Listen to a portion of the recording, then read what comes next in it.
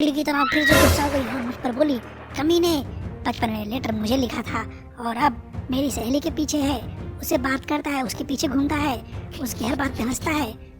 बात बढ़ने लगी, नंबर का एक्सचेंज हुआ, फोन नंबर का आदान प्रदान होने के बाद में मैसेज आने जाने लगे। लेकिन तुम मुझसे लव करते हो ये किसी को नहीं बताना। भैया, हमारा बचपन का फेंका हुआ तीर अब जाके निशाने पर लगा था। जाइए नहीं, कहानी अभी और बाकी है।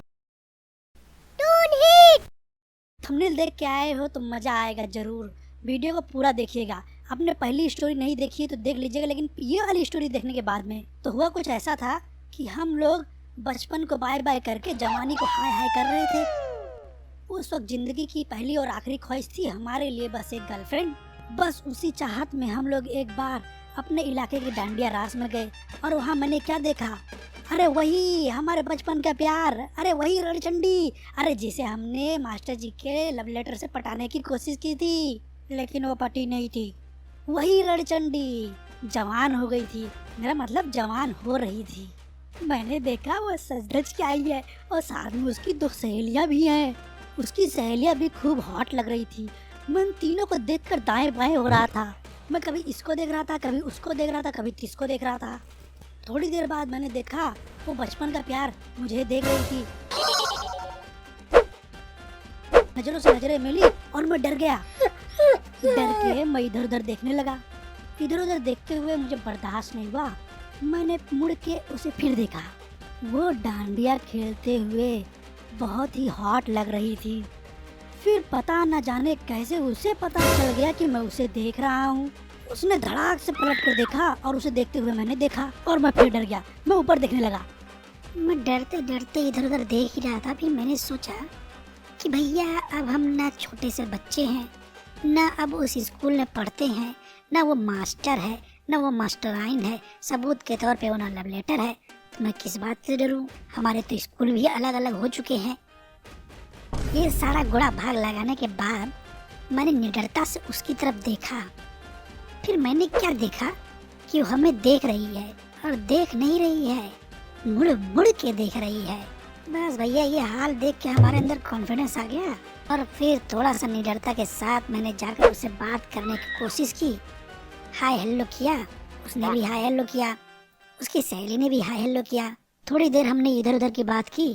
फिर हमने क्या देखा कि हमारी वाली, अरे वही बचपन का प्यार, बोर हो रही है, इधर उधर देख रही है और अपनी सहेली से कह रही है चलो चलते हैं। हम बोले लगता है इसका इंटरेस्ट नहीं है, लेकिन उसकी सहेली खूब मौज लेकर बात कर रही थी। उसे मौज में बात करते देखकर हमें भी मौज आ रहा था और हम भी खूब मौज ले लेकर बात किए। लेकिन वो हमारी रणचंडी, अरे वही बचपन का प्यार, तो बोल रही थी चलो चले चलो चले चलो चले, एक ही रट लगा के बैठी थी। लेकिन उसकी सहेली ने जाते जाते हमें बताया कि वो दोनों हमारे गली में चंपक सर के यहाँ पर ट्यूशन पढ़ने आती हैं। ये सुनकर हमें बहुत अच्छा लगा, लेकिन सोच में भी पड़ गए कि ये खबर हमें कैसे न हुई। गली में हमारे वो आ रहे हैं और हमें खबर ही नहीं थी। दूसरे ही दिन से जिस गली में हमारा कम आना जाना था, वहाँ पर हम लगातार आने जाने लगे और हमें जो भी काम होता था उसी गली से होकर गुजरता था। इस तरह से हमारा मिलना जुलना होने लगा और सोचा भैया हम भी चंपक सर से ट्यूशन क्यों ना पढ़ लें। सो हमने भी चंपक सर से ट्यूशन ले लिया। अब हमारा चंपक सर के यहाँ पर मिलना जुलना होने लगा, बात बढ़ने लगी, नंबर का एक्सचेंज हुआ, फोन नंबर का आदान प्रदान होने के बाद में मैसेज आने जाने लगे। वो हमारी वाली, मतलब बचपन का प्यार, उसकी सहेली, हम लोग मिलने जुलने लगे, बात करने लगे, दोस्ती बढ़ गई। लेकिन हमने क्या देखा, हमारे बचपन के प्यार को हमारा उसकी सहेली से बात करना अच्छा नहीं लग रहा था और उसे हमारा उससे भी बात करना अच्छा नहीं लग रहा था। क्या फर्क पड़ता है, हमें अच्छा लग रहा था उसकी सहेली से बात करना और उसकी सहेली को हमसे बात करना। मियाँ बीवी राजी तो क्या करेगा काजी। सिलसिला चलता जा रहा था, मौज हमें आ रहा था। एक दिन क्या हुआ कि वो मतलब बचपन का प्यार की सहेली ट्यूशन पढ़ने नहीं आई। हमने अपने बचपन के प्यार से पूछा तुम्हारी सहेली कहाँ है? तो वो बड़ी चंडी की तरह फिर से गुस्सा हो गई और मुझ पर बोली, कमीने, बचपन में लेटर मुझे लिखा था और अब मेरी सहेली के पीछे है, उसे बात करता है, उसके पीछे घूमता है, उसकी हर बात पे हंसता है, तो कमीना है। पता नहीं क्या क्या उसने गालियाँ दी और लास्ट में उसने जो कहा वो सुनकर मैं हैरान था, आप भी हैरान हो जाओगे। उसने कहा, तूने मेरा दिल दुखाया है, तूने मेरा दिल दुखाया है, तूने मेरा दिल दुखाया है।